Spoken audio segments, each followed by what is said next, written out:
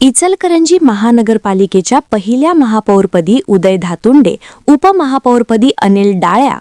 इचलकरंजी महानगरपालिकेच्या पहिल्या महापौर पदाचा मान उदय धातुंडे यांनी पटकावला असून उपमहापौरपदी अनिल डाळ्या यांची निवड करण्यात आली आहे।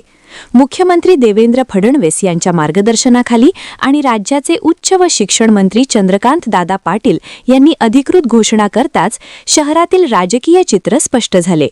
भाजपाचे आमदार राहुल प्रकाश आवाडे, माजी आमदार सुरेश हळवणकर आणि माजी आमदार प्रकाश आवाडे यांच्या नेतृत्वाखाली महापौर व उपमहापौर पदासाठी उमेदवारी अर्ज दाखल करण्यात आले होते।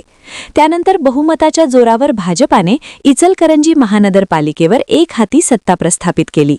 सर्वसामान्य कुटुंबातून पुढे आलेले उदय धातुंडे हे इचलकरंजी महानगरपालिकेचे पहिले महापौर ठरल्याने शहरात विशेष चर्चा रंगली आहे।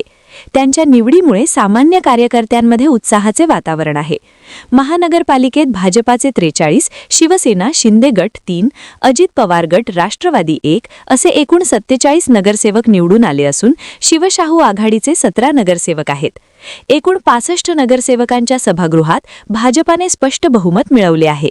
महापौर व उपमहापौर निवडीनंतर भाजपाच्या कार्यकर्त्यांनी जल्लोष केला असून संपूर्ण शहरात आनंदाचे वातावरण पाहायला मिळत आहे। वसुंधरा शक्ती न्यूजसाठी पत्रकार विजय तोडकर। चॅनेलला सबस्क्राइब करा आणि